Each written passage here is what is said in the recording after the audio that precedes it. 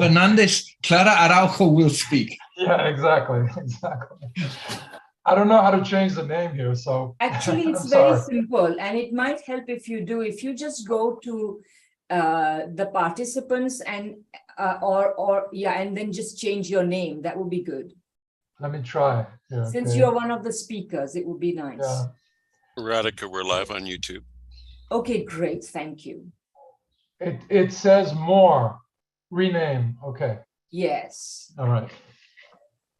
Mr. Fernandes was a former vice minister for science and technology in Brazil, and a member of Central Committee of the Communist Party of Brazil. Sure. Does that work? It's right now, isn't it? Okay. Yes. Please. Thank you. Okay. Radhika? Yes? I'm looking for Natalia Urban. Is she here? Is she here under another name? Natalia. I thought I saw her. Maybe she has lost the connection, but she should be back. I did see her earlier. Okay. And we don't yet have Aleli. No. I don't think. Let me just check. No. Okay, so Alan, you can start as soon as you. Oh, here's Natalia. You can start as soon as you like, and let me know when you want me to do the technical stuff. I'll do it probably at the beginning. So I'm ready to begin. Shall I just start? Yes. Okay. Well, I'm Alan Freeman. Can I welcome you all to this very important meeting? To introduce this, 2 weeks ahead of historic elections in Brazil, which start on the 2nd of October, this panel will discuss its implications for Brazil, Latin America, and the world. Lula, who is a former union leader and a leader of Brazil's Partido dos Trabalhadores, I hope I pronounced that correctly, the Workers' Party, served as 35th president of Brazil from 2003 to 2010.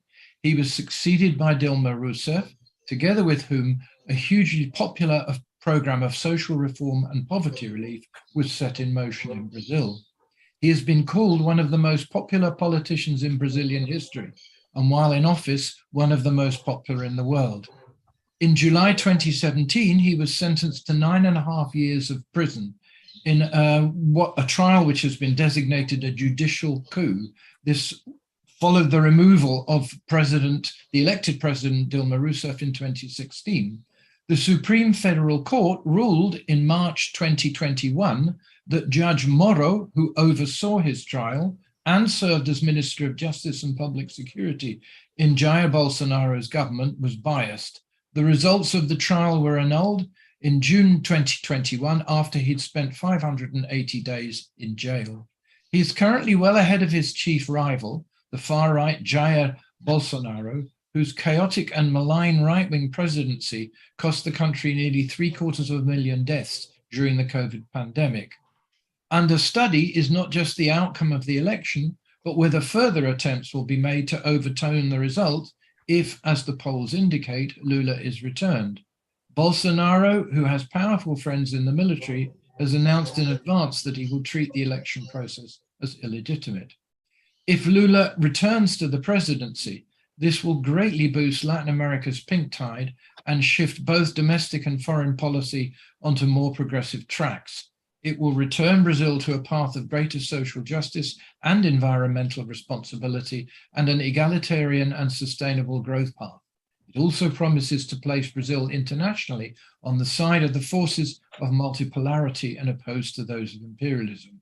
So we have a wonderful array of speakers. The first is actually joining us from a rally in Florianopolis, and she is Camila Escalante. I'll briefly introduce her. She's the woman behind Causation News, a media outlet based in Bolivia, and also known for her correspondent work reporting around Latin America. She is the Latin American correspondent for Press TV. She co-hosts Latin America Review, a new weekly program podcast where you can hear interviews with Latin American and Caribbean leaders and analysts in English. Camila's family of FMLN revolutionary former combatants. She has previously been based in Quito, Havana, and Caracas. She is currently based in La Paz and is reporting on campesino movements across the continent. Now, I've realized I did promise that I would take Radhika to explain the interpretation, but since I've introduced Camila, I suggest she speaks next. You'll need to unmute yourself, Camila, and then Radhika will explain a little bit, because two of the speakers are being interpreted, how that all works. Camila, over to you. Well, thank you for having me. I'm glad you guys recommended me leaving the event because it was a bit loud. So like Ellen said, I am in Florianopolis in the state of Santa Catarina in the south of Brazil. And it's here in this region, including neighboring Paraná, including Rio Grande do Sul, that it's known to be a Bolsonaro stronghold. Of course, we still see very massive crowds here, and the opposition is very important. The PT opposition in these regions to Bolsonaro, there's a very strong mobilized base of social movements, particularly, of course, the movements for land agrarian reform, and also housing, and the movements that mobilize around the issue of poverty. So I just wanted to make a couple of points in case I'm not on here very long. I don't know how the internet situation is going to be, but I did want to start with addressing some of the things that we see kind of in the Anglo sphere on social media, and also in alternative and mainstream media. I think here there are no illusions over the fact that Lula is he's no Hugo Chavez. In fact, at this point, at this stage in the race, I believe that Lula and his party, they're strategizing about actually going after the people who may in fact be falling for the anti-Venezuela propaganda in the media. It is the anti-imperialist left and the social movements who are the base of his campaign and his movement, and have been calling for his return to power since 2016. And at this point, what he's had to do is forge a larger coalition with many more parties, many more sectors, including the private sector, including business people, in order to get back to the presidency, because it's such a crucial election. Anyone who's ever lived anywhere where there has never been a socialist government, or those who have lived somewhere where there has been a social government, should appreciate the difficulty there is in getting elected in the first place, and also the difficulty in maintaining power. And that's an issue that we've seen in Bolivia, but in other countries as well, that it's extremely difficult to build that vast coalition and to keep everybody happy. And it takes very little for a coup to take place, or for power to be stripped from beneath you, or in the case of Ecuador, to have somebody who is like a traitor. We had a lot of people turn on the PT and Dilma during the 2016 coup. I think that the PT is wise enough, mature enough to understand all of the different risks at this time. And this is why they have been getting together with so many of the parties that people will say are neoliberal parties, or will say is a center-right party, or that doesn't have the same ideology or idea or vision of the country as the PT or the most anti-imperialist sectors of the country. And I think this is the explanation for why, is because they need to have a strong coalition going into this vote. So Lula is actually going after the issues that most affect the broadest section of the population. He's not standing up on stage today when he arrives talking about these, hard left issues. He's not trying to appease some sort of Twitter crowd. In fact, on the contrary, he's going after issues that affect most working class people, which is housing, employment, pensions, poverty, and hunger, production, land, and economic stability. Those are the promises he wants to be making to people. And again, Lula may not be sleeping with a copy of Capital Volume 1 under his pillow every night, but working class Brazilians know what works best and what will improve their living standards, which is practical economic policy measures of the PT. And this is why they elected him for 2 consecutive governments, and then they came back and elected Dilma. And of course, they have been wanting to bring Lula back into power since that period. And the PT's vision is really about the potential to have a high living standard in a very short period of time in this country. I mean, this is the vision of the Sandinistas in Nicaragua, the vision of the MAS in Bolivia. It is not about some vague notion of, you know, revolutionary this or that, or trying to change the whole world. This is about trying to immediately take measures that will help the broadest section of the population. Given the vast hunger and unemployment and extreme poverty that has been brought back since the 2016 coup of Michel Temer, followed by Jair Bolsonaro. It's very simple. It's as simple as that. And so the other things that they're, you know, and the other things that people want, people are telling me when I interview them, when I get sound bites from them around the country. Now I've been reporting in about 5 states since I've been reporting here. They want respect for the democratic institutions of this country. They want respect and rights for, you know, fundamental rights for working class people, particularly respect and human rights for the Black and Afro descendant population of this country, for the indigenous population of this country, and respect for the environment, better policies for the environment. Of course, those have deteriorated under the Bolsonaro government. They also want, you know, respect throughout the world from other countries through the correct type of participation in multilateral bodies like the United Nations, like BRICS.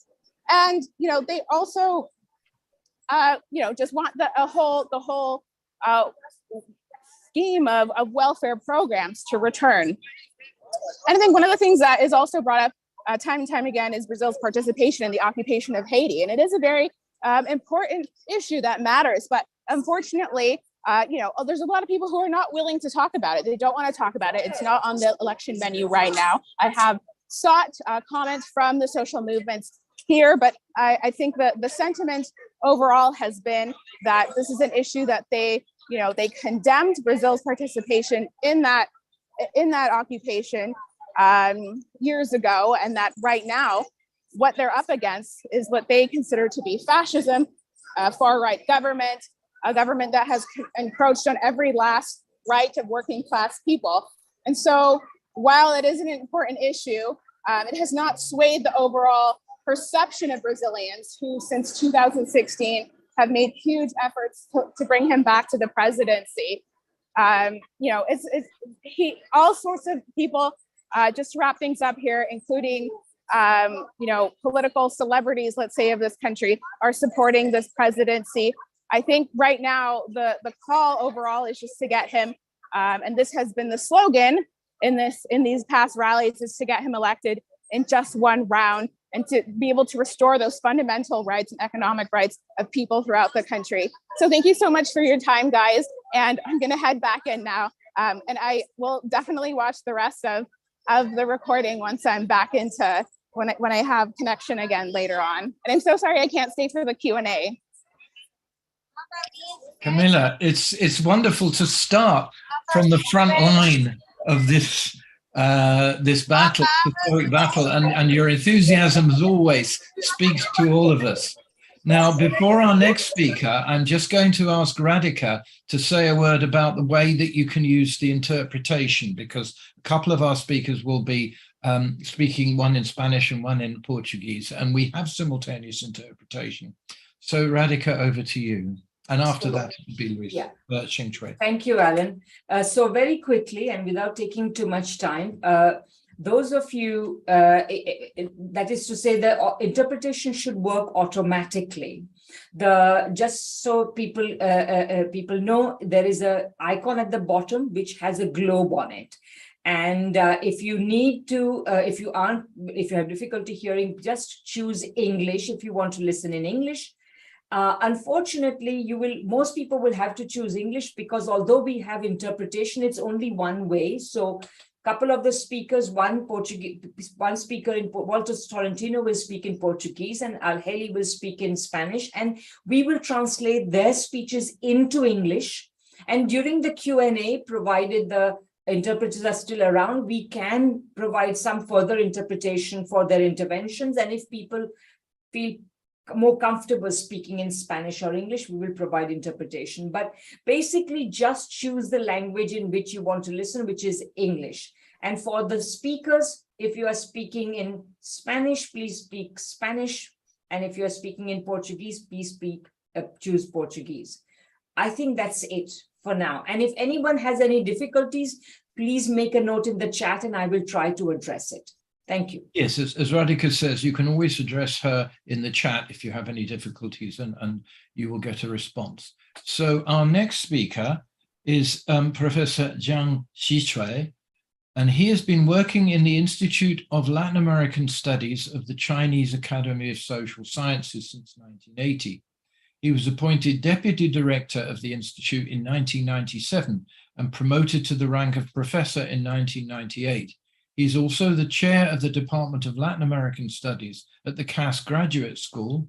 He's Secretary General of the Chinese Association of Latin American Studies and Deputy Director General of the Chinese Center for Third World Studies. So, Professor, we are very pleased to welcome you. I can see you've already started sharing. Over to you. So, thank you for this kind invitation. This is my second opportunity to speak for the wonderful audience. I'm asked to talk about the bilateral relationship between China and Brazil. I'm going to try to finish it as soon as possible. Can you see my second PPT? I can. No, not yet. Not the second, no. Not the second? How about this one? Yes, now we can see. I can see anyway. Okay. Now, well, Lula, sorry, I missed some words. Lula and Dilma. Under the PT administration of Lula and Rousseff, China-Brazil relationship went ahead very, very quickly. So this is my third PPT.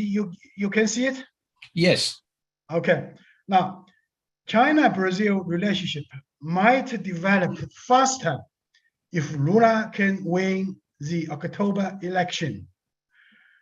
However, both sides need to take the following measures to further promote the bilateral relationship. First, it's necessary to further strengthen the bilateral economic ties between China and Brazil. Trade and investment is the most powerful engine for this bilateral relationship. Investment and trade have been growing very rapidly over the past 1 or 2 decades. Now, both countries will continue to make good use of their complementarity based on the comparative advantages of these two great countries. However, I must point out that Rousseff once said China and Brazil should go beyond complementarity. Well, I do not agree with this point of view. I think we should continue to make good use of their complementarity. On the Chinese side, it needs to import more non-traditional products from Brazil. Of course, we need to ask, what are the non-traditional products? Now, on the Brazilian side, it needs to further improve its investment environment so as to attract more Chinese capital. And also Brazil needs to try to reduce the use of anti-dumping against Chinese exports.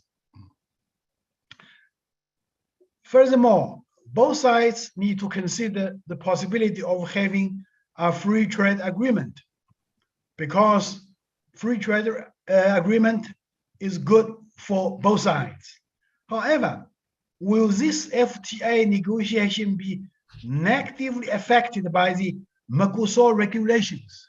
Because, as you know, according to the regulations of Mercosur, the member cannot sign FTA with non-members. Okay, so I'm not sure whether or not Brazil will withdraw from Mercosur. I don't know how much it is likely that Mercosur will change its regulations. Second point, I think, has something to do with mutual understanding and people-to-people exchanges. Both sides should do something to further promote this kind of a mutual understanding.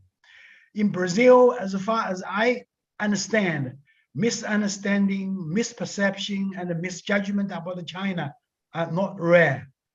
This fact has something to do with the influence of the American media in Brazil.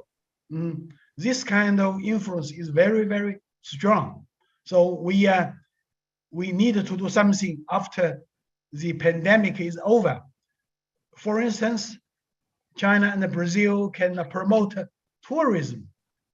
Tourism between the two sides should play an important role in people-to-people exchanges. And we can also take good advantage of the high tech, like this kind of webinar, so between the scholars from both sides, all kinds of things, okay? Third, now I'm asked to talk about BRICS. Well, Lula is very enthusiastic about the BRICS, and the BRICS has been playing a very important role on world stage. BRICS can raise international status of the 5 members and also promote bilateral relations among them. However, let me say, however, BRICS should not be this kind of acronym: banquet, roundtable speech, issuing a joint communique, camera for a group photo, and shaking hands. No, that's not enough. These 5 acronyms are important, but that's not enough, okay? So what will Lula do to turn BRICS from a talking shop to an action team? So as a Chinese scholar, I'm expecting that Brazil and the leadership of Lula will do something to promote BRICS, to do more in terms of global governance and all kinds of things, okay? So thank you very much. Thank you very much indeed. That was a very important introduction to the global aspect of the importance of this election. Our next speaker is Luis Fernandes, and he was the Minister for Science, Technology and Innovation under Lula and Dilma. He is a professor at the International Relations Institute and the BRICS Policy Center of the Pontifical Catholic University of Rio de Janeiro, as well as adjunct professor at the Federal University of Rio. He has a PhD and master's degree in political science from the Instituto Universitario de Pesquisas de Rio de Janeiro and a Bachelor of Science in Foreign Services degree from Georgetown University in the USA. His research covers topics related to the political economy of international relations, with special emphasis on development and innovation, and power shifts in the international order.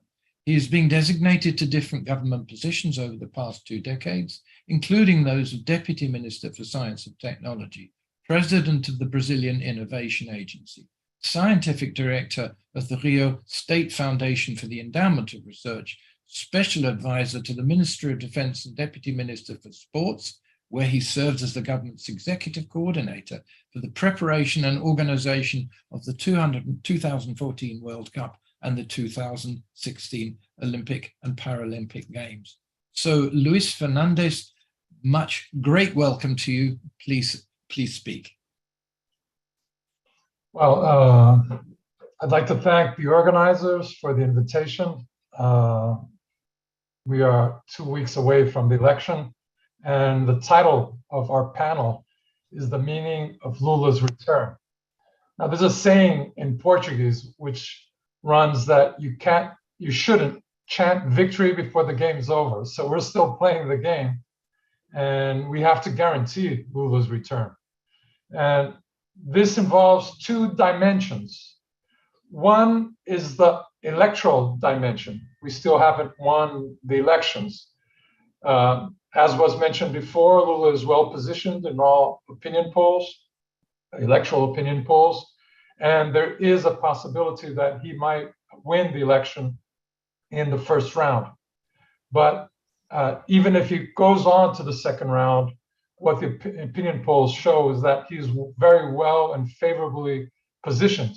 But we have to play the game all the way to the end. We still have to win the elections to guarantee his return.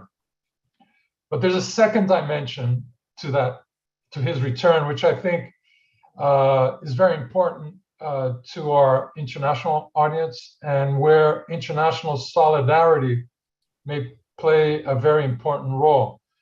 Because President Bolsonaro has already set a Trump-like roadmap. He has been questioning Brazilian electoral system, specifically the electronic voting system we adopt in Brazil, which is very advanced and has never been frauded, or there's no proof of any fraud of this electoral system. But following Trump's footsteps, he has been openly questioning the Brazilian electoral system. And his intent is clearly not to recognize the electoral results in case he loses, as it seems will happen. So this is a second dimension of the struggle for Lula's return to power, which is we have to guarantee that the electoral results, if Lula wins, are respected. And international solidarity is very important in that realm. So this is an appeal for all of you in other countries to follow political events in Brazil and have a very strong position in defense of democracy and in defense of the recognition of the electoral results if Lula wins, as seems to be the case. Now, addressing the title of our panel, the meaning of Lula's return to power, I'll address that briefly concentrate in a few topics, and I think in the Q&A period, we could delve deeper into those topics. If Lula does win the election and his election is recognized and he takes office, that will represent a major shift in Brazil's foreign policy. And in particular, it will represent the rebuilding of an axis of support for progressive and democratic change in South America and in Latin America. I think we had recent very important progressive victories in elections in Latin America, specifically in Colombia and Chile. New tide, a new wave of progressive change in which Brazil, as a central actor, a very strong actor in South America and Latin America, can spur that change. And I think that will be very important for the world. In terms of foreign policy change, I think we will witness in the new Lula government a renewed priority given to South American and Latin American integration. I heard the comment from our Chinese colleague, but I can guarantee him that Mercosur will be strengthened within a Lula government. It will not be weakened. And that involves our common tariff policy, which is part of our economic integration process in Mercosur. So I think that's a very strong point of foreign policy that will be adopted by the new Lula administration if we guarantee his election and his coming to power.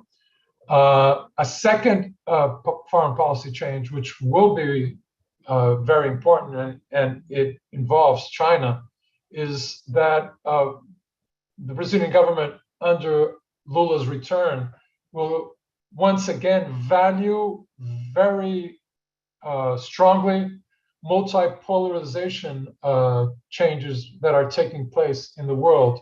And the BRICS initiative will acquire once again centrality in Brazil's foreign policy. I think that will be for sure a very strong point of our foreign policy with Lula's return to power. I must say that I'm not much in agreement with the characterization of these political changes in Latin America and with the confirmation of Lula's return to power as a pink wave, because the image of a pink wave refers to European social democratic experiences in the 90s and early 21st century, where the policies adopted were neoliberal policies and the foreign policies adopted were imperialist foreign policies. I think Lula's return to power will represent a non-alignment with imperialist Western powers' foreign policies. So it's a substantive change. It's not a pink wave. I would not use that characterization. And at the same time, not only non-alignment, but very strong opposition to Western imperialist interventionism in international relations and into world order. So I would not characterize it as a pink wave or a pink experience. I think it's a very substantive, progressive, democratic experience, which should be strongly supported, in my view, by progressives throughout the world. Now, I know my time's running out, so I'd like to address one second point, which I think might be interesting and important for our discussion.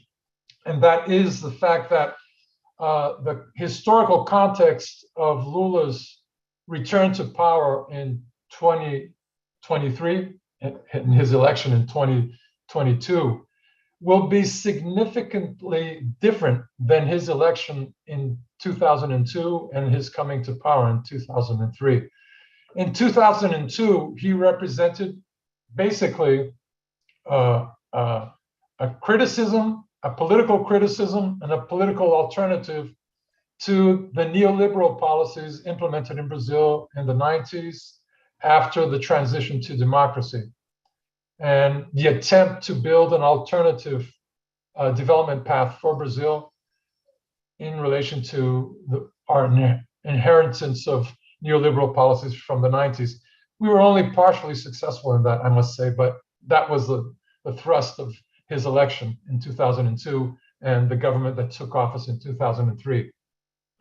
In 2022, the meaning of his election is the defeat of an ultra-right movement, which in the vacuum of the coup, the judicial coup that was effected in Brazil, took power. So it's an extreme right, far right government with fascist tendencies, and not only a potential threat, but an opponent of democracy in Brazil. So his election today has the meaning of a defense of democracy in Brazil, a defeat of these far right fascist movement, which has managed to gain strength in the country. So that has brought into the coalition forces which are aligned with neoliberal policies. That is true. It's a very broad coalition. It's a democratic front. We have 10 parties, political parties supporting Lula today, basically center-left parties. But we have a number of political leaders, centrist political leaders, and even defenders of neoliberal policies supporting Lula in this election. That's part of a democratic front strategy, which is key for his success, for him being elected, and for him taking office. But that signals to a very turbulent period in government, because he will be facing simultaneously attempts to destabilize his government coming from these defeated far-right fascist forces on the one hand, and he will be facing attempts to, I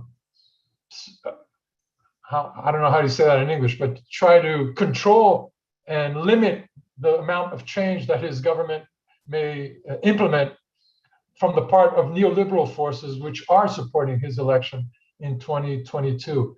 So that means we will have a difficult period in government, and he will have to be a very able politician in maintaining his broad coalition together and bringing change to the country and structuring a new anti-neoliberal development strategy, while at the same time maintaining the political base he needs to govern the country and to defend democracy in the country. I'm sorry, I don't know if I've passed my time, but I'd like to bring these topics into discussion, and maybe in the Q&A we can delve into them deeper. Thank you very much. Thank you very much, Luis. I think that the time was well used.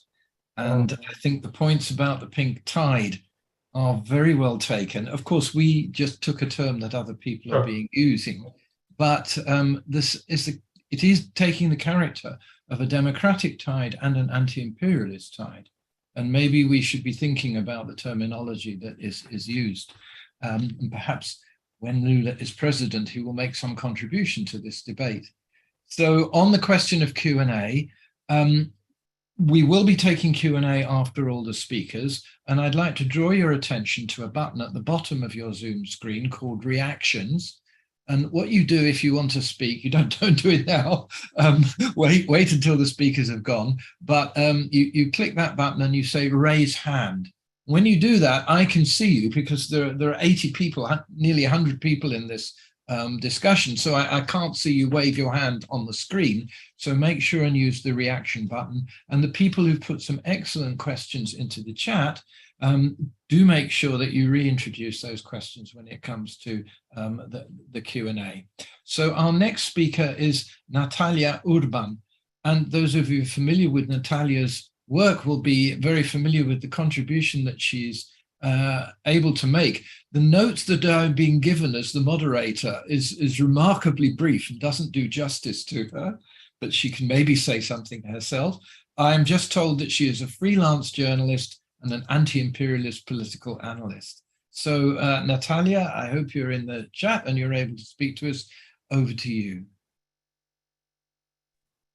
Hi, Alan. Hi, everybody. How are you?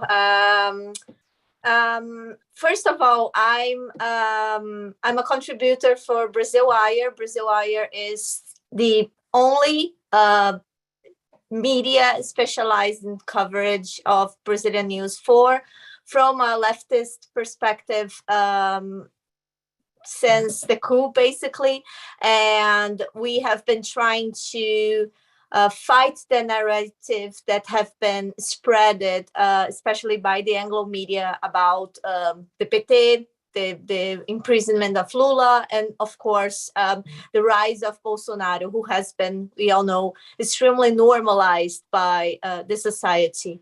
I'm also a correspondent for Brasil 247. We are the biggest progressive media in Brazil. We almost have 1 million followers on YouTube, and I have the honor of being one of their contributors there.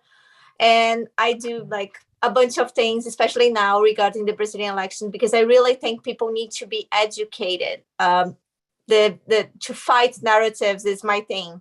And what I wanted to talk about the elections of Lula is the possible election. Me as a Brazilian, I'm very, very anxious about it because the period after the coup was very difficult from all of us, especially from us who are openly against Bolsonaro. But it's how Lula, who was called by Bannon himself a major threat and the global poster boy of the left, is actually a danger for the advances of the far right, internationally speaking, because when we are talking about the things Lula did, even though he's not himself described as a radical, he's not a revolutionary, he's just a man who is deeply passionate about the working class, being the working class himself, the first president who was a factory worker in South America.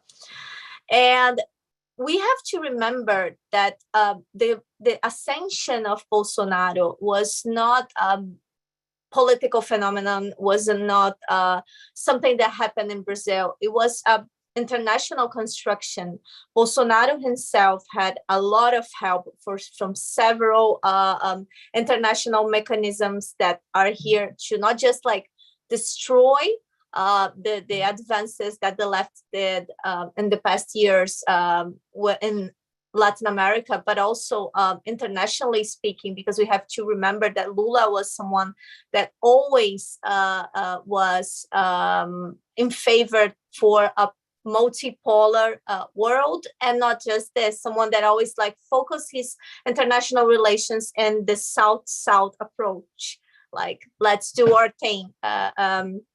And we have Bolsonaro, someone that was obscure parliamentary, that all of the sudden he was the candidate of presidency through Brazil Wire. I was able with John McVoy and Dan Hunt to reveal that the British government, for example, was having meetings with Bolsonaro way before him announced his elections. That we all know the participation of the Department of Justice from the United States and Lava Jato.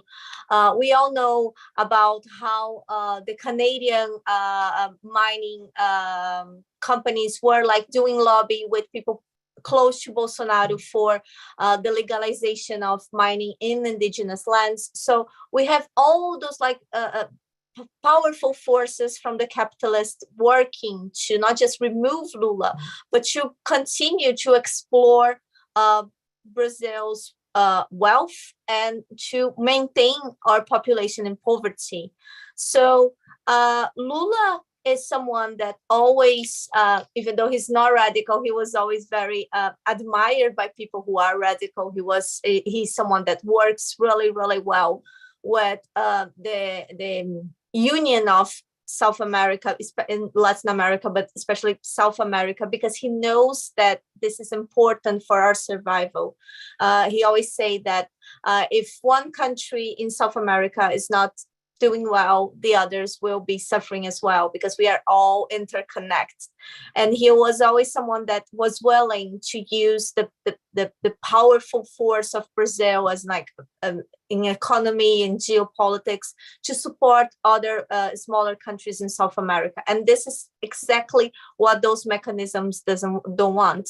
They want to make us always dependable of them. They always want to continue to explore them without a questioning.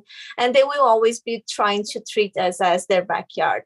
So we have in the past years, of course, Steve Bannon working with the movement and having Bolsonaro's third son, Eduardo, who's also a congressman and is the geopolitical son of Bolsonaro, as his poster boy for the modern far right and Latin America. We have the Foro de Madrid here from Europe, that is also a far-right mechanism that is working with Iberian, Latin American countries to advance what they say it's an anti-communist agenda, even though Lula is not a communist himself, nor many of the other politicians that they continue to attack and use their influence within the European Parliament, within European countries to try to not just like undermine those governments, but also to interfere in the most imperialistic way as possible in those governments. So they have been working tirelessly to destroy all the attempts that we have been making in Brazil in terms of like building international bridges, or even building an international movement of progressive forces, saying that we are financed by narco gangs, that we are financed by criminals, that we are trying to implement some sort of like communist dictatorship. And this is really scary for the working class people in Brazil. This is very scary for the working class people in all Latin America, because we all have our own traumas regarding the periods of dictatorship, the periods that many real communists, real guerrilleros were murdered by those regimes that not just like demonized the left, but also oppressed us. So now we are seeing a shift on this. We are seeing Lula speaking what he knows best, I want to feed the people. I want to give people jobs. I want to give people homes. I want to give people hope. Brazilians are hopeless now. Bolsonaro remove worldly famous joy of live, because there is literally no way someone that is living in a situation of impoverishment, that is living in a situation of extremely difficulties because they don't have a proper house, or they are homeless because they don't have any professional perspectives in Brazil, because they are being explored by like gig economy, to see how they can like move and like have a their dignity back. And this is what Lula is promising. He's not promising he's going to make everybody rich. He's not going to give everybody a pony.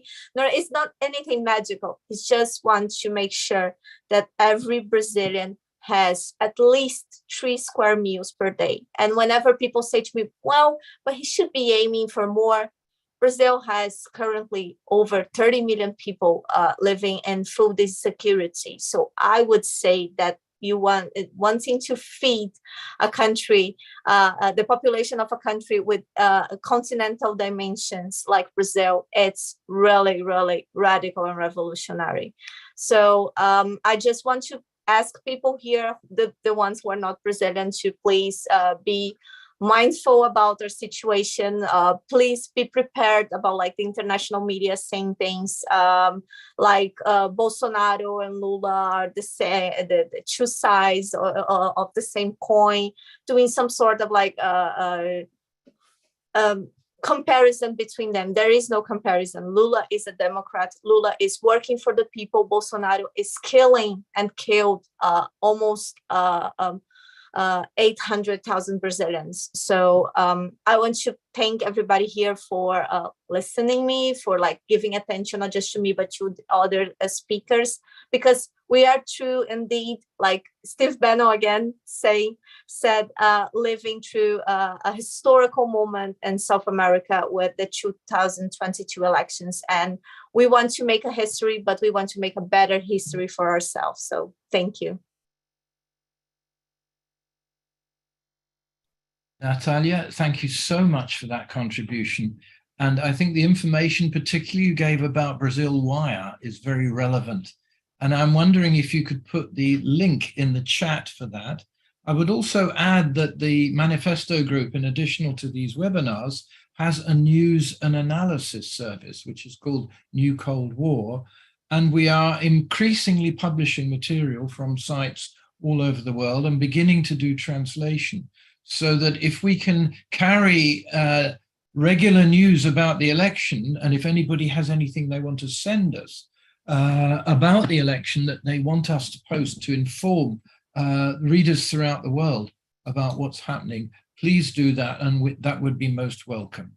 So our next speaker will be familiar to everybody, Elias Jabbour, who has been working with us since the earliest days on this. As with Natalia, I have remarkably little information about him. So his stature is perhaps the inverse proportion of what I have to say about him. He is the adjunct professor at the Faculty of Economic Sciences, postgraduate programs in economic sciences, and international relations at the State University of Rio de Janeiro. He is the co-author of a new book, Socialist Economic Development in the 21st Century.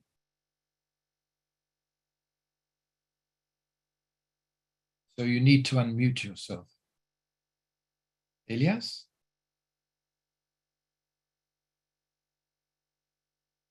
Can you hear me? Yes, yes, very well. Thank you. Okay. I prepared a little presentation because I want to know the points from foreign guests, but I will begin now. Thanks, Radhika. Thanks, Alan. I believe that for the first time that I address this audience as a Brazilian, speaking about my country, our present challenges, and our future. I'm Brazilian. My father was born in Lebanon, was the man who transmitted to me an immense affection for my homeland. This love for my country, for our people, our culture, and our origins was primarily responsible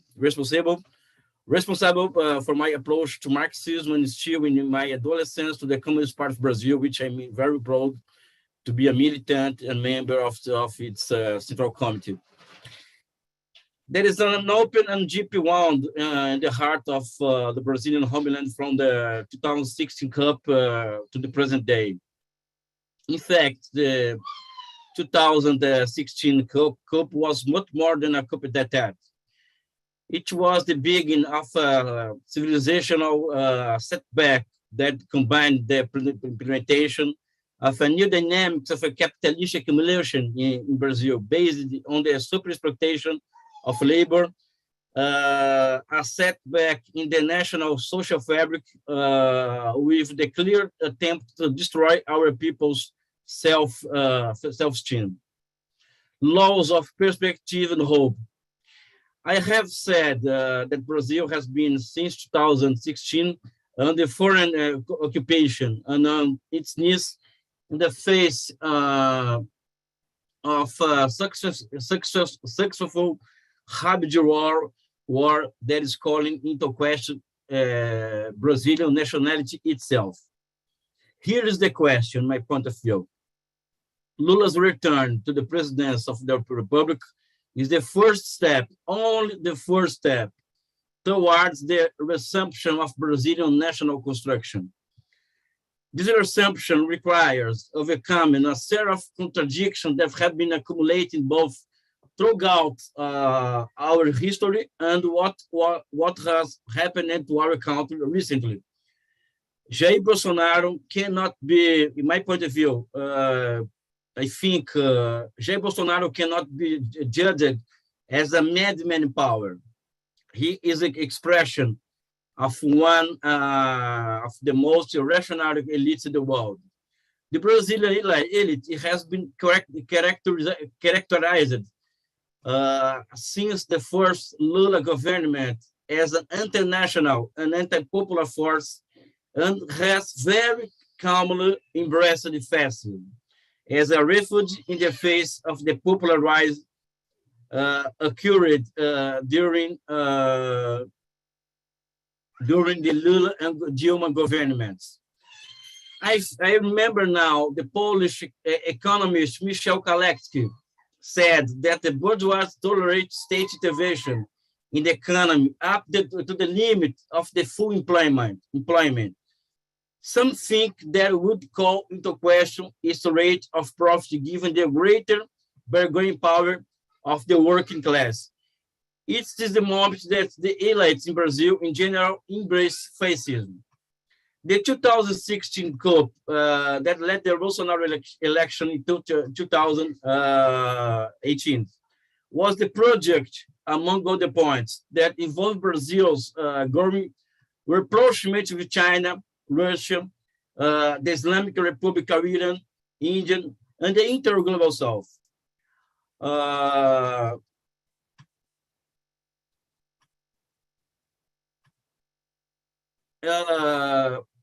Of an increase in income participation of the workers in relation to the national GDP, and the drop in the corporation profit rate between 2011 and 2014. Most of the Brazilian bourgeoisie at this time achieved tactical and strategic unity with broad support for imperialism and an operation commanded by imperialism itself, Operation Car Wash, not only overthrow the Brazilian constitutional government, but also destroy a good part of the industrial capital of one of the most dynamic capitalist countries in the world in the last 100 years, and put our country in a situation similar to what Marx related in H. Brumer of Louis Bonaparte, war of all against all. This is the situation, the Brazilian situation now, in my point of view. What has come since then is a setback that hits the very foundations of Brazilian capitalism and throws millions of Brazilians into the arms of the unemployment hunger. The pandemic has made it clear how much my country has turned into a formation that is thinking on the contours of the worst in the United States. Ultra-individualism, obscurantism, and the rise and the far-right sects were directly responsible for the death of almost 700,000 Brazilians from COVID-19. Precisely, the country awarded internationally for its ability to vaccinate thousands of people in a short time. In the international arena, Brazil, a stronghold of major international issues, has become a pariah. Our allies abroad are Trump's United States, the terrorist states of Israel and Hungary, for example. In Latin America, we took an active part in the coup attempts in Venezuela and in the coup in Bolivia, breaking an old tradition of our foreign policy of no interference in internal affairs of other countries. This year is a very special to Brazilian nation. This is the year that marks the bicentennial of our independence. For many, our country needs a new proclamation of independence. I believe that we must resume our civilizing process, starting with the independence of Portugal, the abolition of slavery, the proclamation of republic, and the 13 revolutions, and the election in the Lula in 2002. The civilizing scope of Lula's return not to Brazil, but also to the whole of Latin America that lives under the extensive blackmail of imperialism and more than ever needs units to deal with our real problems. Let's take the case of the Argentina economic crisis and the Venezuelan political crisis. Both issues demand a progressive Brazilian government committed to the Latin American unity and solidarity. Both issues don't find solutions, the questions of Argentina, Venezuela, don't find solutions within national frameworks and imperialist interference. It demands a Brazilian under a progressive government capable of pointing out new directions for our continent in a solidary way. A Brazil led by progressive political force is material real in the struggle for a multipolar world based in new policies of world power. The world is entering in an era of systemic chaos where anything can happen, including the victory of barbarism over socialism. The world demands the presence of a free, sovereign, progressive Brazil as a bastion of world peace and even of a resistance to imperialist barbarism. Internally, I have said that the task of national reconstruction will have a generational character. The destruction of the institutions built since the revolution of 1930, and that made our country leave the middle age and enter in contemporary age in just 50 years, from 30 to 18, and that the Lula and Dilma governments were rebuilding will require at least a generation to be rebuilt. I believe that Brazil will need about 20 years to reposition itself in front of itself and the world. It's necessary to rebuild an entire national ideological framework of a patriotic and anti-neoliberal character. And it will not be easy given the great penetration of neoliberalism in every part of state institution and Brazilian society itself. Even the reconstruction for Brazilian industrial capitalism will demand a political force that the progressive camp has not been able to accumulate until now. Lula's return is just the beginning of a new national struggle, an epic similar to the one that brought us independence 2 centuries ago, and the evolution in the 30s. The general laws of the movement ensured of over 2 centuries, 200 years of history of construction of our nationality indicate that without broad political vision, we will have little capacity for profound change. In a country like Brazil, the exercise of radicalism must be combined with political bread and the heterogeneous force around a common strategic objective. This is how we know decisive movements in our history have been, and this is how it's at this very moment when Lula gathers broad political force to defeat Bolsonaro and fascism. Brazil lives in times of great darkness, the most dramatic moment in our history. Lula's return is a flame of hope, not only of hope for the future of my dear homeland. It's hope for the very future of humanity.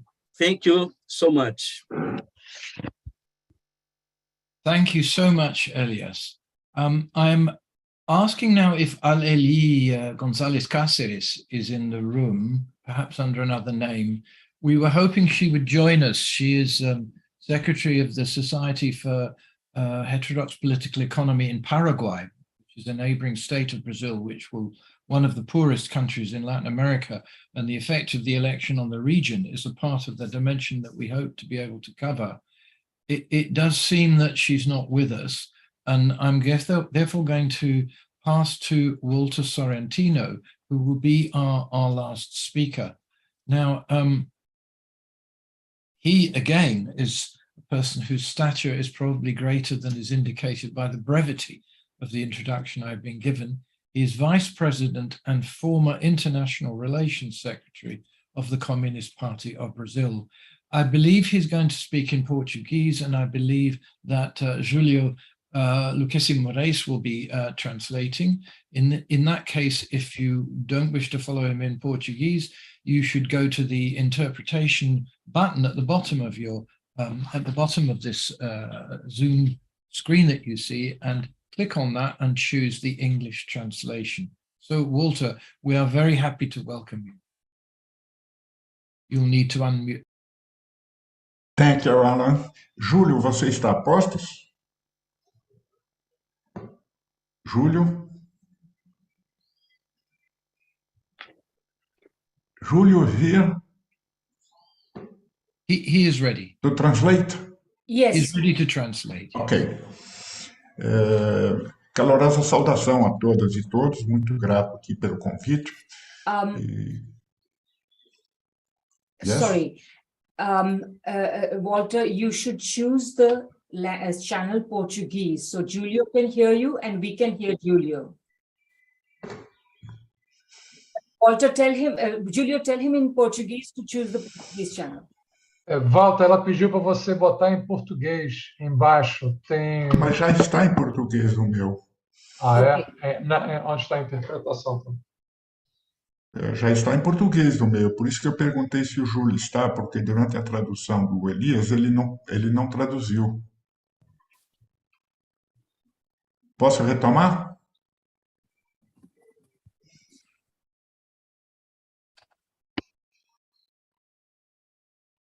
Tá bem.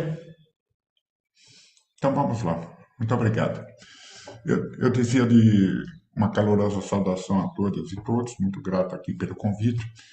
E me somo aí aos brasileiros que já intervieram. Eu penso que nós vivemos no Brasil um dos momentos mais críticos da história nacional. O nosso país está à deriva, sem rumo, com um governo de índole fascistizante, descomprometido com os direitos civis, as instituições democráticas e o próprio interesse nacional. É preciso ter claro isso. É um governo que ameaça todos os fundamentos da nação, desconstruindo o Estado Nacional e a própria ordem constitucional existente.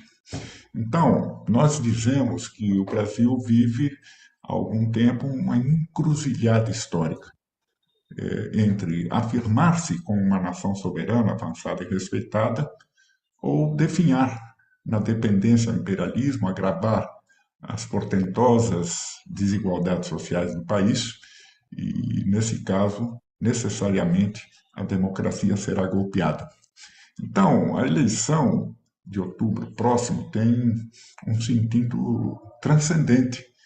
Não se trata apenas de uma alternância de governo ou de uma reeleição. O sentido maior dessa eleição é unir a maioria da nação contra o atual governo. Bolsonaro é hoje o maior expoente mundial da extrema-direita no poder. Uma eventual vitória à sua reeleição levaria ele a dar conclusão a essa estratégia golpista que praticou durante todo o governo.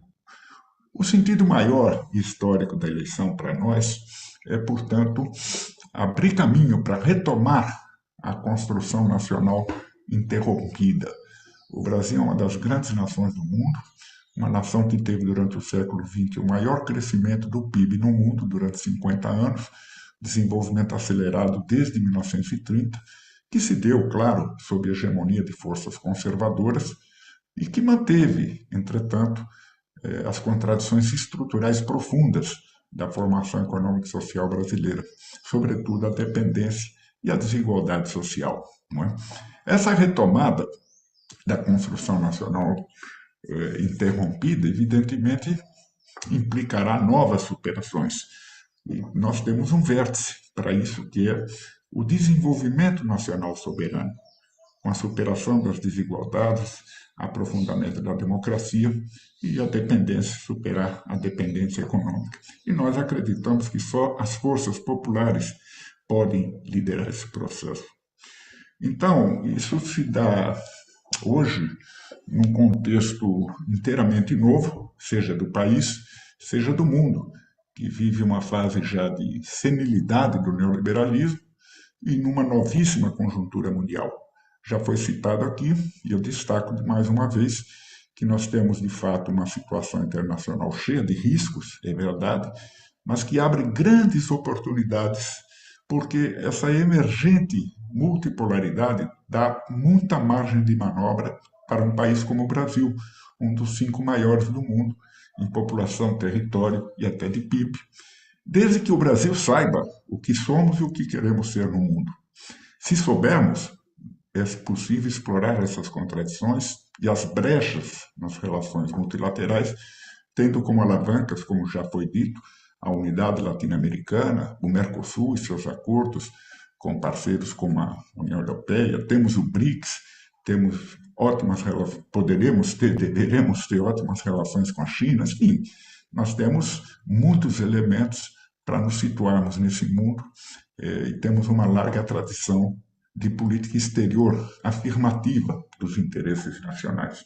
Então, nesse quadro de conjunto, a vitória de Lula se destina a retomar a normalidade institucional, a estabilidade das instituições, não é? Repor o lugar do Brasil no mundo com respeito. E, sobretudo, como se sabe, já que somos distração da esquerda popular no país, voltar-se aos direitos do povo, voltar às políticas públicas avançadas que protagonizamos durante os governos progressistas. Eu estou de acordo com quem falou que esse governo de Lula, vencendo as eleições, terá o significado de uma transição. É uma transição, ou seja, abrir caminhos para assegurar a democracia e retomar o desenvolvimento soberano. O vértice para isso é um novo projeto nacional de desenvolvimento. Esse é o esforço que nós fazemos no Brasil, um novo projeto nacional de desenvolvimento soberano, democrático, voltado ao progresso material e espiritual de todo o povo brasileiro. Evidentemente, o protagonismo do Estado Nacional reconstruído, reformado, com reformas democráticas e estruturais, o protagonismo do Estado é central para isso, nas condições hoje do Brasil no mundo, como mostra, aliás, a realidade internacional. Quanto às eleições propriamente, Lula tem hoje o maior arco de forças políticas em seu apoio. nós construímos uma estratégia para a vitória eleitoral que partiu fundamentalmente de não subestimar o perigo que representa Bolsonaro. Nós contamos ainda com reservas diretas e indiretas de uma amplíssima frente de forças democráticas no país. Um conjunto de pactuações, já durante o processo eleitoral, está em curso. O Lula comanda esse conjunto de pactuações que alcança até mesmo setores econômicos hegemônicos. Lula jamais subestimou o perigo. Não está numa trajetória de oba-oba, de vitória fácil. Não é? Se vencermos, e vamos vencer, nós vamos enfrentar uma realidade muito grave em todos os aspectos da vida do país. Uma Constituição retalhada, um parlamento de ampla maioria conservadora, um quadro inflacionário e uma terrível crise orçamentária, fruto do assalto dos círculos financeiros, em última instância, assalto dos círculos financeiros internacionalizados ao Estado Nacional. Então, nós pensamos que é necessário, essencialmente, nessa transição, construir uma nova maioria política em torno de um novo pacto nacional pelo desenvolvimento. Essa é a transição que nós precisamos fazer rumo a um futuro mais amplo. O programa de Lula tem em conta os fundamentos disso, principalmente sanar a penúria do povo, gerar emprego e renda para os trabalhadores, até preservar o interesse nacional, reindustrializar o país, avançar na escala científica e tecnológica, na indústria, transformar a defesa do meio ambiente num ativo nacional, alavancado com a energia limpa, a biodiversidade, a proteção da Amazônia e das populações que lá vivem. Tudo isso voltado para um projeto nacional, amparado em forte democratização do país, garantia de direitos, em especial os direitos de saúde e educação, atacada de forma tão vil pelo governo Bolsonaro. Em última instância, eu até diria que o grande fator da derrota de Bolsonaro, pela primeira vez um presidente não se reelegerá, se deve, em última instância, ao tratamento que ele deu à pandemia, um tratamento de sabotagem, de boicote, sem compaixão, promovendo, de fato, uma atitude genocida e de desproteção da população. A eleição vai refletir muito o juízo que a população brasileira faz sobre esse tipo de conduta. Então, nós termino reiterando que o Brasil precisa e pode realizar um novo projeto nacional de desenvolvimento para assegurar e fortalecer a soberania nacional, no qual o papel do Estado Nacional é decisivo para induzir e direcionar o desenvolvimento. A vitória de Lula se inscreve, assim, numa trajetória de reacumulação de forças sociais, intelectuais e políticas para promover esse grande rumo. Nós temos esperança, a esperança vai vencer o medo na atual conjuntura brasileira e nós contamos, de fato, com toda a solidariedade internacional, antes, durante e mesmo após as eleições. Muito obrigado.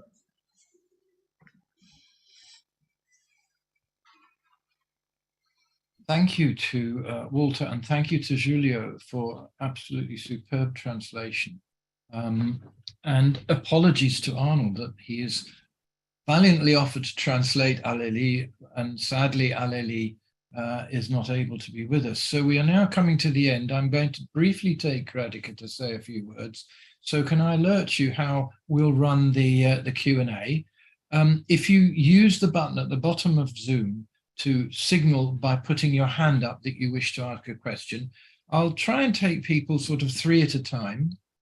Then what I will do is ask the speakers to signal who wishes to respond. And basically the way it looks when you're a moderator is you just see the hands lined up in the order in which people put their hand up. So for example, I now see Paul Flansburgh, who will get to ask the first question. And it'll be the same with the speakers. So it's very straightforward. I'll just work my way through the hands until we're done. The technology is wonderful. But I'm going to ask Radhika now to unmute and say a few words about the International Manifesto Group and the organization of this event. Thank you, Alan. I'm going to be very brief. Some of you, as you already know this event is organized by the International Manifesto Group, and we have increasingly a sprawling network of contacts around the world, which enables us to hold these webinars and so on. So I just want to say a few words. We are a group of kind of an international left-wing discussion group, left-wing anti-imperialist discussion group, and we have been posting these webinars on a regular basis, about twice a month, sometimes more often. We have been doing this since about 2020. We have a manifesto, which you can find at www.internationalmanifesto.org. I'll put the link in the chat. Please consider signing it. All the work that we are doing, apart from a few technical things, are all volunteers. So we also hope that you will consider both donating and volunteering. Alan mentioned translations. If you want to help us with translations, please volunteer. And with any other thing, we can use a variety of different skills. So please sign the manifesto, donate. There's a volunteer form, consider volunteering, and share our videos and our content, both on the IMG website and the two sister websites, newcoldwar.org and geopoliticaleconomy.org. Thank you. Thank you very much, Radhika. And you know, we only have one question so far, and that's Paul. So I'm just going to ask Paul to unmute and take it away. I thank you for acknowledging my question. In the States, we're pretty familiar with the notion of the lungs of the planet. The Amazon rainforest is largely housed in Brazil, and they've suffered tremendously under Bolsonaro. I also am reasonably confident that the majority of the people in this forum take climate change very seriously, climate catastrophe. Where I see that as intersecting with human rights most significantly right now is the notion of indigenous autonomy. We know in the States, for example, that the indigenous populations are largely the populations that are live in symbiosis with the environment. And so relative to indigenous autonomy, what's Bolsonaro's position, and how will he preserve that in Brazil? Thank you. And I would add to that if people would like to look up in the chat, they'll see a contribution from James Plewak from Manitoba about the way in which the devastation of indigenous populations in Canada and in Brazil and in Latin America is a common feature. So that may be something you want to look at too in responding. I have two more hands up, and then we'll go and see which of the speakers wish to respond. Radhika is first, and then Ritika Goel. Thanks to all the speakers for really fantastic presentations, and I think very considered and nuanced presentations. I have a comment and a question.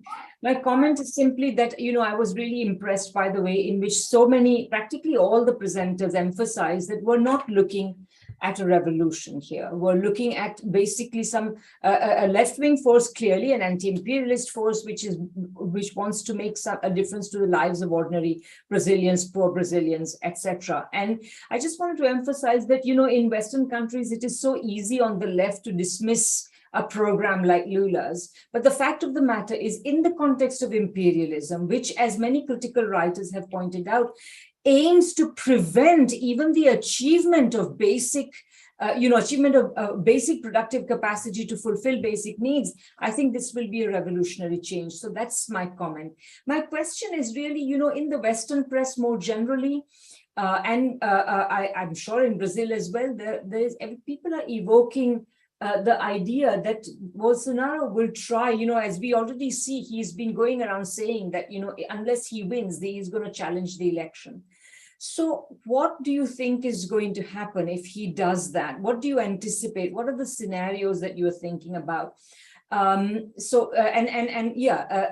you think that that's a serious possibility, and how do you think about that? And finally, one final question. I think Walter Sorrentino underlined how what an uphill task this is going to be, partly because I read again in the English language press that what the Bolsonaro government has done is he has destroyed administrative capacity in Brazil. So to what extent is this a problem, and how do you think it might be dealt with? Thank you. And next I have a question from Ritika Goel. Oh, we can't hear you. We can't hear you. I don't know what's happening. Please make sure, now you've muted yourself. Please unmute yourself, and also make sure you have chosen English as the channel under interpretation. Maybe you are in one of the other channels.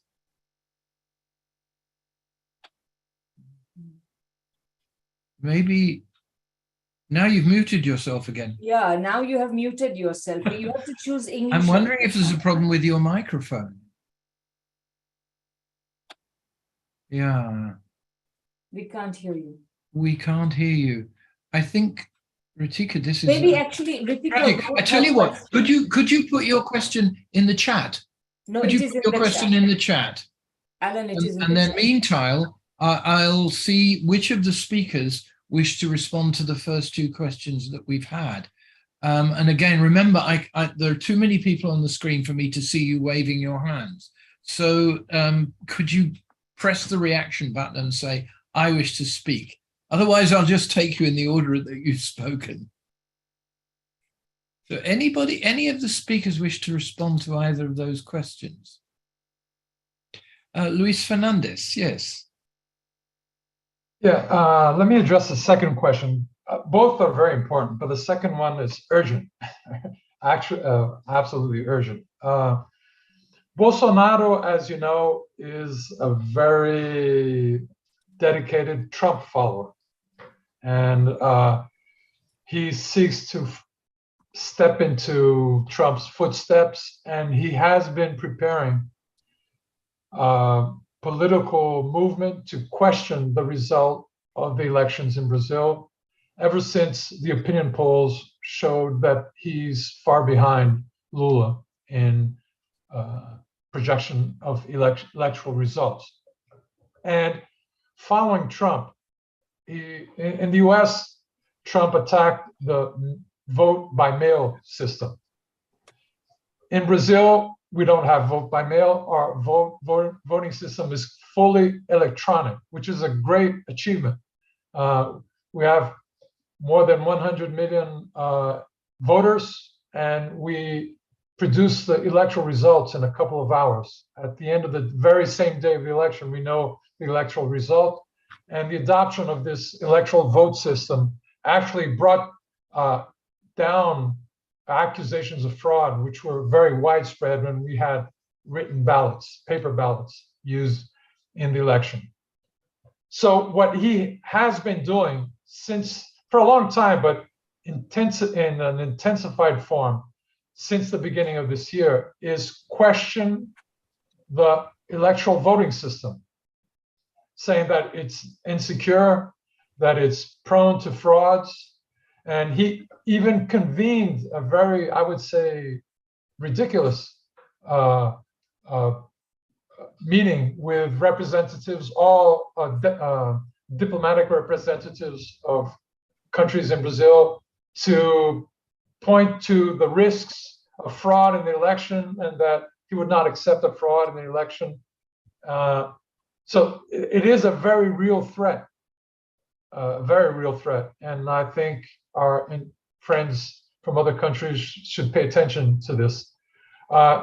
His attack on our electoral system has had a very strong response from the Supreme Court, and because we have an electoral justice system which controls the elections, different from the United States, where you have these state bodies which are politically nominated, and they can interfere into recognizing or not recognizing the results of the election. We have a centralized electoral justice system, which has responded very strongly to Bolsonaro's attacks.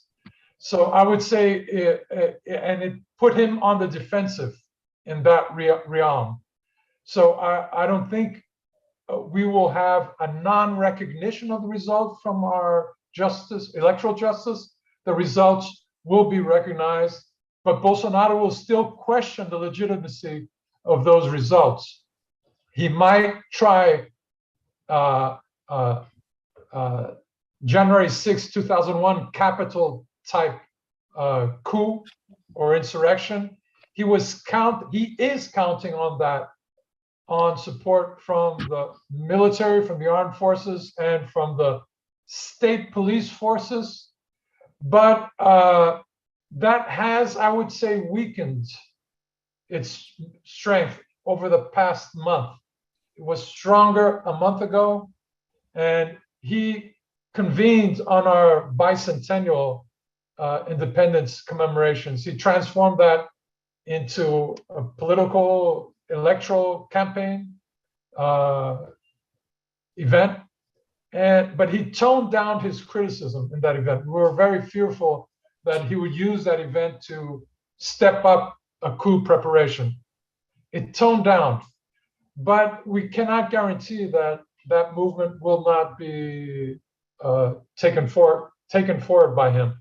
So it is very important that our international friends pay attention to that, and that any attempt to not recognize the result of the election be very strongly combated and opposed by progressive and democratic forces throughout the world.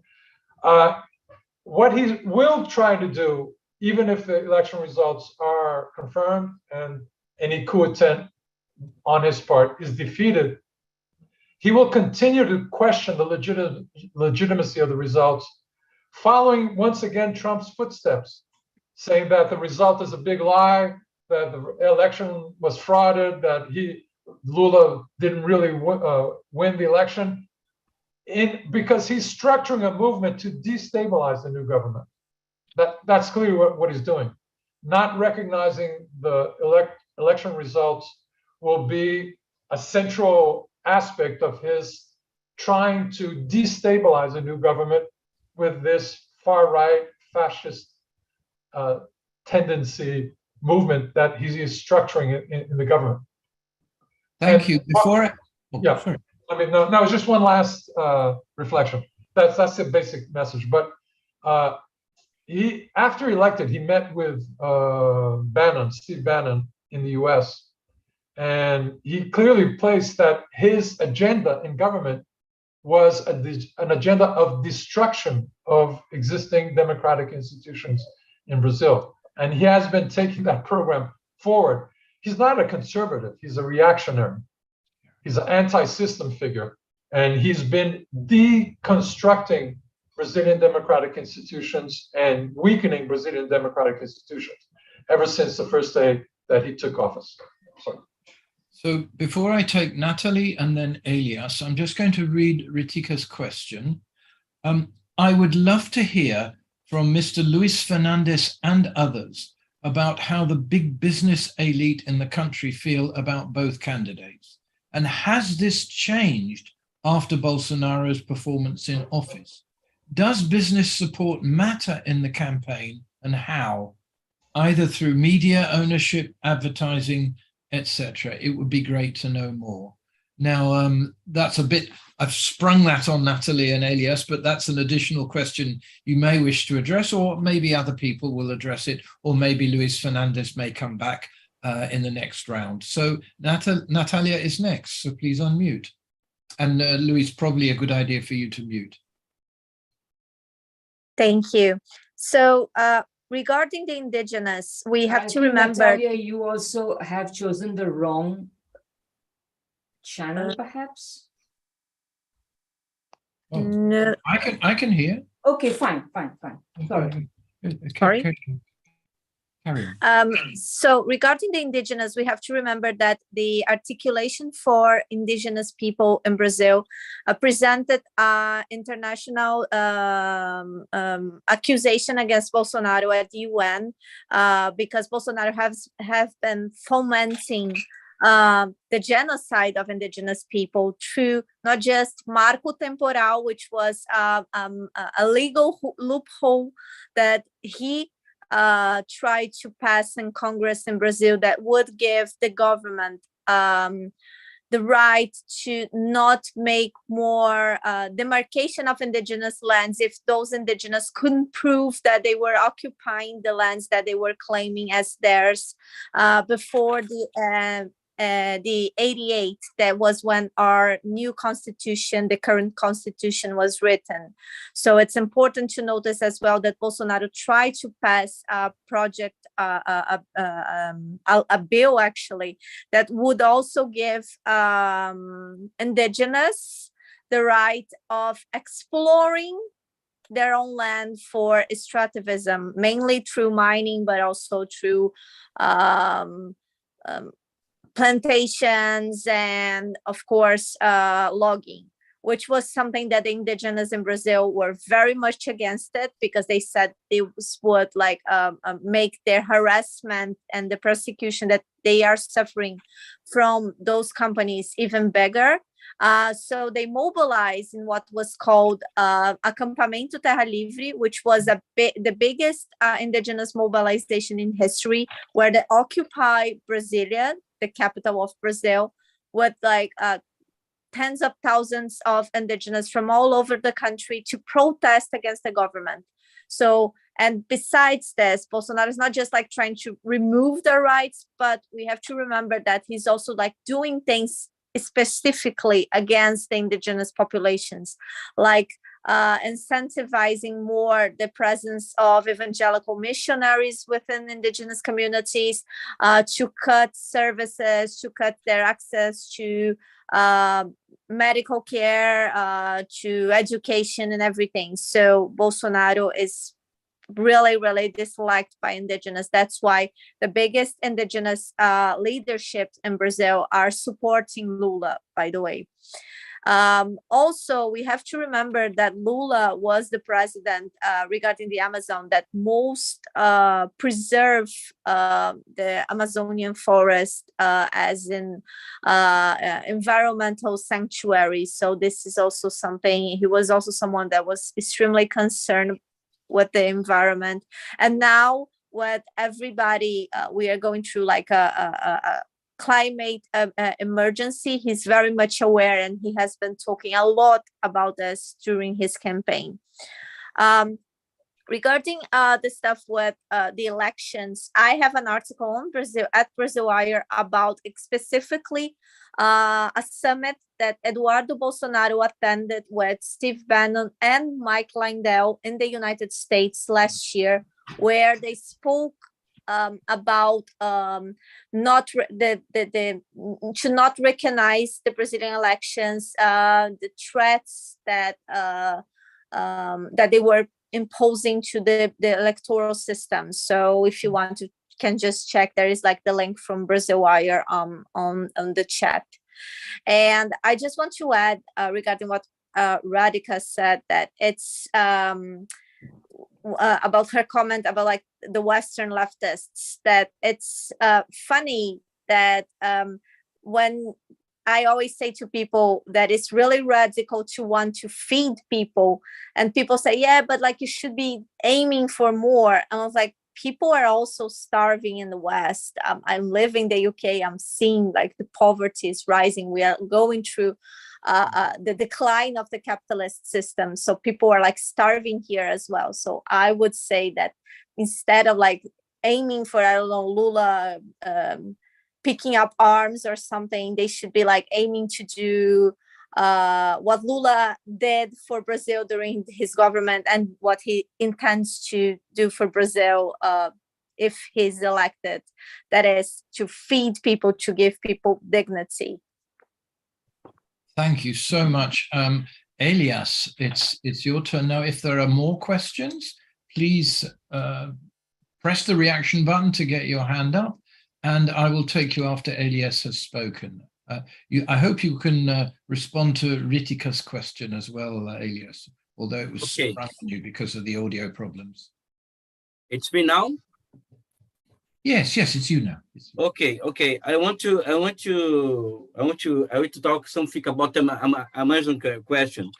I think that we should understand what happened in Amazon now.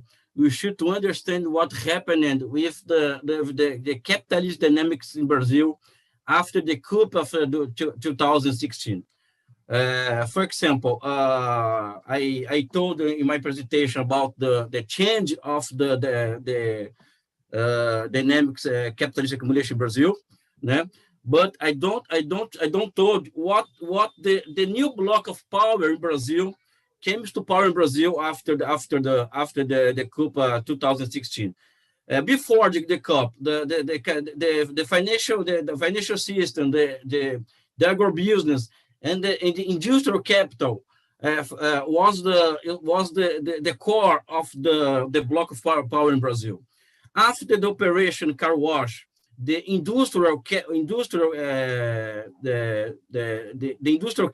was expelled of the political power, and in his place was raised the commercial capital and not only commercial capital, the timber dealers, the trafficking drugs, militias, a true lumpen of political class of Brazil came to power after coup of 2016. And the traffic in the Amazon problem now. This is a problem of political power, block power in Brazil. For example, the trafficking, the timber dealers in Brazil is interested in exploit the Amazon a lot. And these people is in the power now. The great question is replacing these people, this class in the power. This is the first thing. It's not. But why I put the question in these terms? Because the Brazilian leftists, the foreigner leftists, have the tendency to be imagined in romantic terms. The rainforest, the indigenous question is a beautiful. No, this is a great political problem. This is a class problem. This is a block power question. Right? On the other hand, the problem of deforestation of Amazon. I think that there is a direct line between the deforestation of Amazon and the macroeconomic question. For example, Brazil practiced in the last 20 years the higher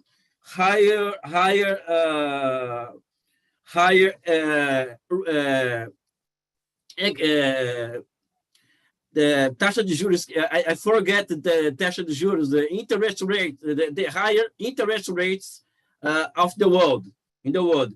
In other side, Brazil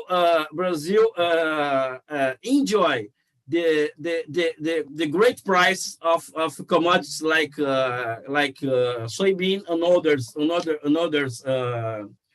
others commodities.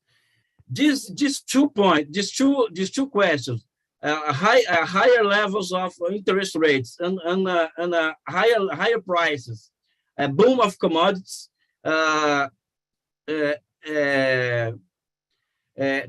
take the capital in Brazil, move from productive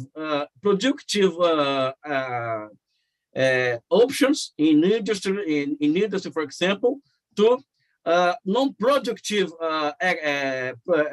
actions. For example, the deforestation in Brazil is a great business in this point, because, for example, in the last 20 years, the land situated in a agricultural frontier in Brazil raised your price in 60%. This is the what Ricardo calls rate for lands in Brazil. In other words, the Amazon question is a political question, is a block power question, but I think all the political economy is necessary to change the things in the Amazon question. I return to this point because the Amazon is a Brazilian question. Is not the international question, in my point of view. Yeah?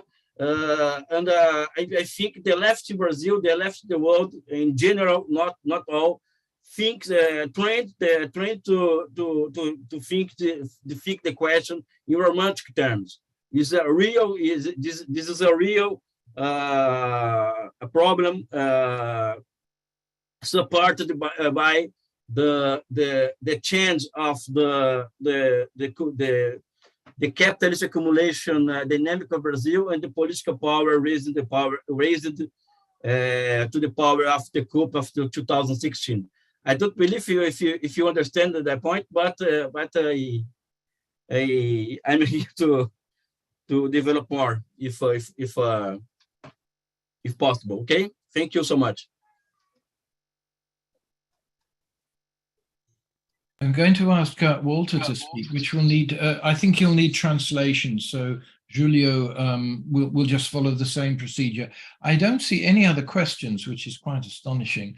But if you do have questions, please, they all seem to have got stuck in the chat.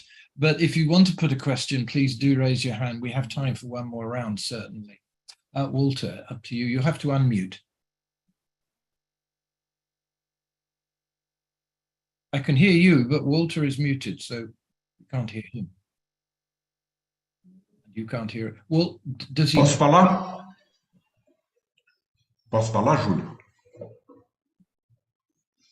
Júlio? Tá bem.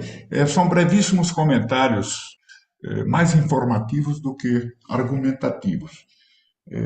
A questão que radica a esquerda ocidental é um termo suficientemente abstrato para caber um pouco de tudo e não discriminar muita coisa, não é? Eu tenho a impressão de que nós devemos pensar aqui na América Latina e no Brasil em termos fundamentalmente anti-imperialistas. O problema da América Latina, do Brasil, é a dependência, antes de tudo, que entrava o desenvolvimento. E eu sou de opinião de que nenhuma grande questão relativa à situação do povo, seus direitos, suas garantias, em todos os sentidos, nenhuma grande questão pode ser resolvida sem retomar o desenvolvimento. O desenvolvimento é a base de todos os direitos sociais, civis e públicos, sem os quais nós não podemos atender aos reclamos do povo e unir a maioria da nação. Não é? Eu tenho muito em conta um fato, informo de uma grande novidade no discurso de Lula, quando apresenta a sua candidatura oficialmente ao país, dia 7 de maio, que ele elencou pela primeira vez em sua trajetória um programa articulado inteiramente sobre a questão da soberania nacional. Foi um discurso que causou sensação, porque ao longo de poucas páginas ele citou 26 vezes o termo soberania nacional. Compreendendo esse sentido que eu acabei de dar, e relacionando soberania nacional com soberania alimentar, com direitos do povo, com direitos civis, direitos de reconhecimento, direitos de reparação. Portanto, é um processo bastante diferente, por exemplo, do que está acontecendo no Chile nesse momento, não é? Uma constituinte com o governo Boric. Eu acho isso muito importante, porque Lula compreende, chegou a dizer isso de público, que chegou a essa conclusão. Não é como ter um país desenvolvido, nem sequer como a Bélgica, por exemplo, que ele usou na América Latina. Isso não está permitido pelas forças dominantes, hegemônicas no mundo, que são as forças da financiarização e as forças do imperialismo. Então, é assim que eu penso a questão. O segundo problema, a destruição dos fundamentos institucionais e administrativos, também falado por Radica, o Luiz Fernando já comentou. Essa é uma questão que ainda há que se fazer um inventário, porque a destruição é profunda. Desde o golpe de 2016 foram promovidas inúmeras, dezenas de emendas constitucionais. A Constituição está retalhada. Só este ano, de janeiro a julho, foram promovidas 9 emendas constitucionais, sob os mais diversos aspectos, mas todos destrutivos, seja das relações de trabalho, seja da Previdência, seja até dos limites fiscais orçamentários. O país hoje tem, pasmem vocês, não é uma acusação, não é uma agitação. O país tem um orçamento clandestino, que a nação não conhece, promovido por Bolsonaro junto com a Câmara dos Deputados.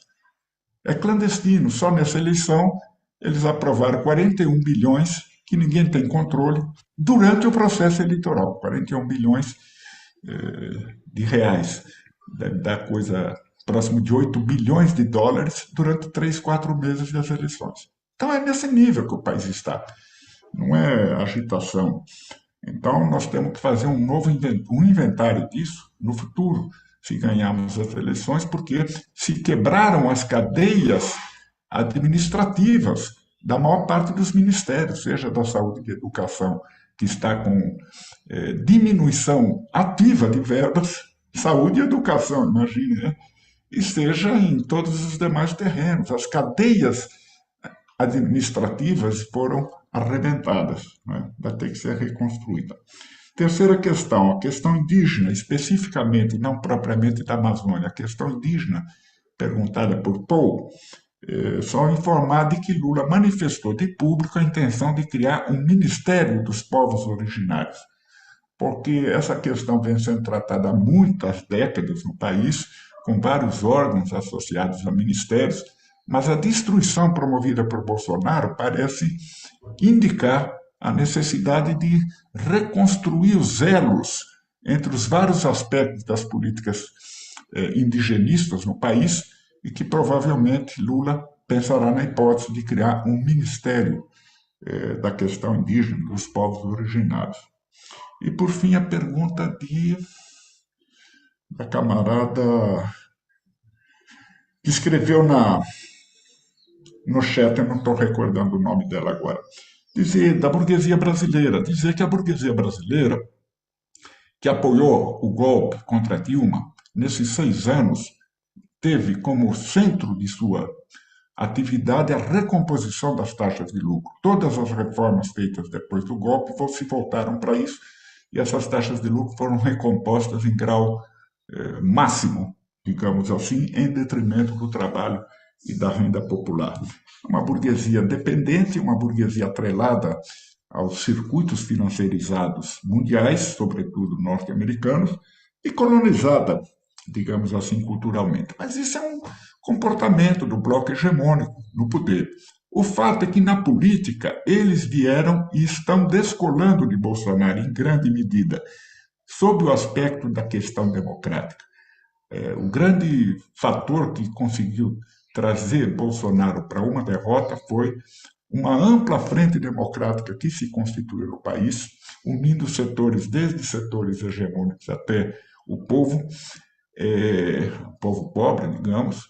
Hoje, por exemplo, a grande indústria brasileira que reside em São Paulo se manifestou contra os atentados antidemocráticos de Bolsonaro, portanto, é uma reserva indireta também para Lula. Até a própria FEBRABAN, a Federação dos Bancos, que sempre teve um papel nefasto, também se somou a isso, amplos setores. O Bolsonaro ainda hoje tem uma maioria ou empata com Bolsonaro ou com Lula nas pesquisas. Bolsonaro tem mais voto, em geral, entre os que têm renda maior do que 10 salários mínimos, mas Lula também voltou a crescer nesse segmento, de modo que, por isso que se diz que talvez até a gente possa liquidar a eleição no primeiro turno, que é uma coisa pela qual nós estamos trabalhando ativamente, para a economia do sofrimento nacional. Então, essa burguesia busca basicamente derrotar Bolsonaro, uma parte dela, derrotar Bolsonaro, mas para forçar um pacto com Lula. E essa pactuação ainda não está feita. O que será o segundo governo, o próximo governo Lula? Eles colocam a questão basicamente em termos de encontrar um termo médio entre o aspecto fiscal e o aspecto social, não é? Quer dizer, sanar o aspecto social, mas manter os limites fiscais, que são a última garantia para a dívida pública, que é a grande galinha dos ovos de ouro da burguesia, seja industrial, seja financeira, porque está tudo financeirizado, né? Não sei se vocês me entendem, mas essa questão é alvo de intensas negociações que vão se dar no primeiro, no segundo turno e no próximo governo Lula. O fato é que hoje, em boa medida, os votos desse segmento podem ser uma reserva indireta do ponto de vista democrático com que pode contar Lula para uma vitória, nem que seja no segundo turno. Era isso. That was truly amazing. Thank you so much. I have two more questions, one from Harriet and one from Sophia. I'll take those, and then I think that will be the last questions because we're coming up to 2 hours now. So Harriet, over to you. And oh, by the way, Natalia, your hand is still up, so you need to lower it unless you want to speak again. Otherwise, I won't know that you're signaling for a second round. So Harriet, yes, please. Thank you very much for this very informative platform. I just have a very basic question. I'm just wondering if among the speakers, there is a sense of alliances of the military establishment with Bolsonaro versus Lula, or the judicial figures as in 2016, should Bolsonaro attempt to retake power in contravention of election results. Thank you. And now, Sophia, thank you very much. I want to thank everyone. I think the presentations have been wonderful. And as I said in the chat, somehow I got a little bit out of the day-to-day events in Brazil, and this was a great way to catch up on many fronts. Thank you very much to all the speakers and to the organizers. I think part of the campaign of fear around the campaign and the elections in Brazil is this thing that our previous question referred to, Harriet. The possibility of a coup, there will or might not be, but there's always in the background this idea that there could be a coup, that Bolsonaro could use that as a way to have a military coup. Ostensibly, a coup in Brazil would require either the support or the acquiescence of the United States.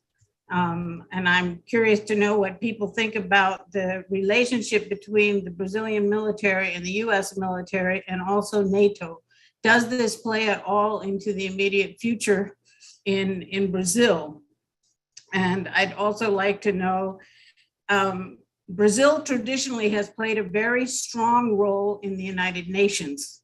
And we know that for a long time, they've actually wanted to get a permanent seat on the UN Security Council, which has brought them into playing with all the P5s. But I'm curious to know what you think Lula would be interested. Will Lula actually continue working with the United Nations, or do you think he's more likely to pivot towards BRICS and possibly other forums and pay less attention to the United Nations? And lastly, keeping the security situation, what about this talk of a zone of peace in Latin America and Central and the Caribbean, which was proposed by CELAC? And I know that Brazil traditionally has supported a notion of SOPACs, which was this idea of a zone of peace in the South Atlantic, which would include part of Latin America and part of Africa.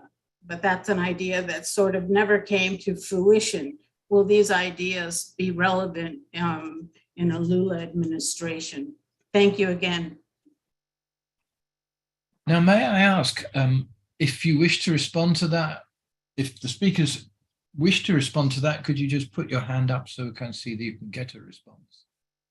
Maybe somebody who hasn't spoken yet. Luis. There are great questions, and let me try to address them topically. First, still part of the answer to the last round, which I didn't respond to. For who's not in Brazil, with respect to the business community position to the president election, I would say the change is that in 2016, the business community in Brazil, entrepreneurs in general, aligned in support of the judicial coup against President Dilma. Today, the business elite is divided. So that's good news. Having it united in favor of a coup, which interrupted a democratic government. Now we have a divided business elite with relevant portions of the business elite today positioning themselves against Bolsonaro and against Bolsonaro's attack on Brazilian democratic system. During the impeachment process against President Dilma, the headquarters where major rallies were held in favor of the impeachment process was in front of the São Paulo State Industrial Federation building in Avenue Paulista. Today, there has been a change of guard in the Industrial Federation leadership, and the Federation has positioned itself very strongly against Bolsonaro's attacks on Brazilian democratic system. As was mentioned before, as a result of that support into 2016, in the Temer and Bolsonaro governments, we had two major reforms approved in parliament. One was the labor law reform, which basically canceled a very substantive number of labor rights for Brazilian workers. And that kind of brought together the entrepreneurial elite in defense of those counter reforms. We call them counter reforms because they were against labor rights. And that was followed by a pension reform, which basically, again, canceled and made it much more difficult for workers to have access to and benefit from public pension schemes. That also had widespread entrepreneurial support. So it was a retrogression. But now that business elite has divided itself.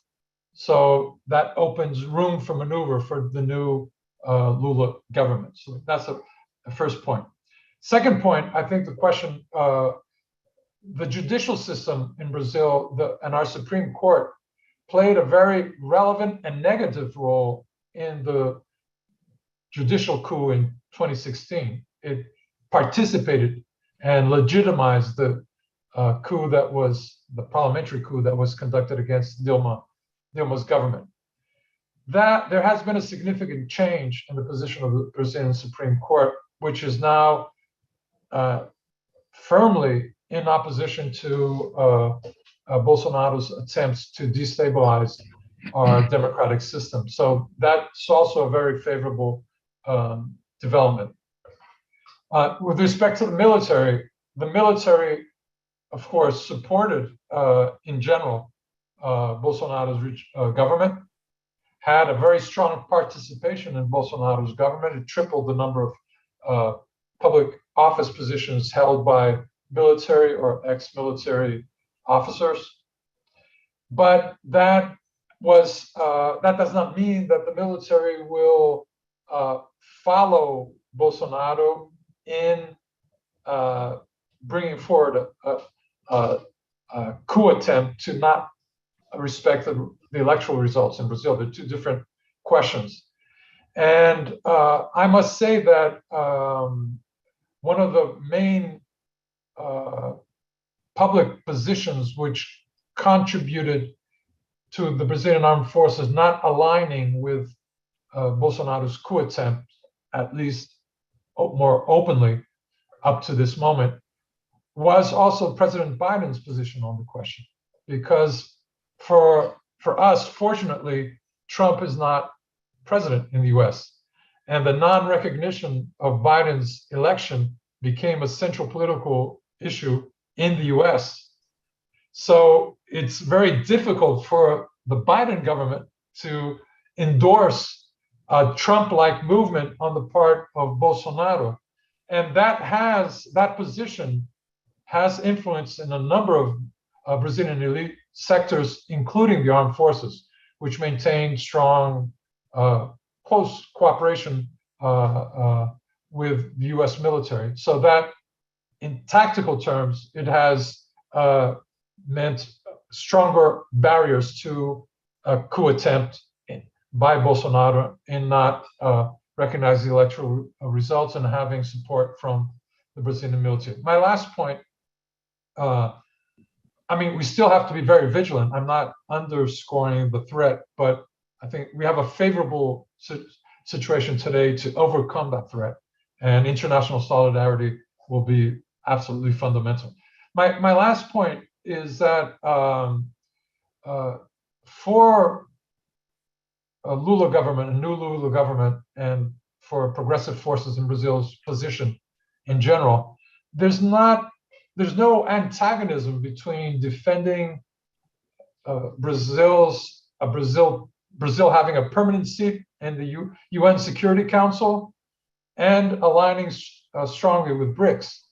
Brazil's demand for having a permanent seat in the UN Security Council is part of a reformist agenda, which is critical of existing governance institutions, which are mostly dominated by Western powers, and that does not reflect the balance of forces in the world in the 21st century. That's a central aspect of Brazil's progressive forces view of the world, and it aligns with the strengthening of the BRICS initiative, which brings together a number of large developing countries which are critical of existing governing structures in the world. In military terms, that can align because we have always emphasized South American integration, because there's a pivotal country in Central America, which is Mexico, which is strongly integrated into the US economy and tended to have very pro-US foreign policies. Now we have a progressive government in Mexico, which can bring the Latin American agenda to a new level if we have Lula elected in Brazil. So, I mean, we'll have a broader approach to Latin American integration, which is very positive. In military terms, Brazil's military strategies strengthens and values South American military integration together with African coast countries on the South Atlantic coast. I think we've taken a number of concrete steps in our governments when we were in government in that direction. And that involved at the time also military integration within UNASUR, South American Union, which we tried to build. But it's not contradictory, I say once again, with a zone of peace in Latin America and Central America in general. I think these are two convergent movements which will be present in Lula's foreign policy in 2023 if we guarantee his taking office. Thank you very much. And once again, I know this is my final comments. I thank you for the invitation. It was a very interesting panel. Thank you. It was a fantastic panel. And as they say, it's not over. Radhika has a last comment to make. And then I think at that point, if one of the speakers wishes to respond who has not yet signaled to do so, I will take you. Otherwise, what I propose to do when this is over is bring this event to a close and remind you that you can see it on YouTube. The live stream is now available on YouTube. And once our good friend Paul Graham has processed the video, it will be available in bite-sized chunks on the same channel and on his own channel. But I'll take Radhika now, and then after Radhika has spoken, I do propose to wind this seminar out with enormous thanks to all of you and the speakers. You have to unmute. Thanks to all the speakers. I just had one very quick question. It won't take long. I agree with, I think it was Luis or someone who said that pink tide is perhaps not the right term. And I think you persuaded me that it is not. Is there, I mean, and what we are really referring to is a left of center anti-imperialist resurgence in Latin America. But is there a shorter term that you are using to instead of pink tide? If so, we would love to know.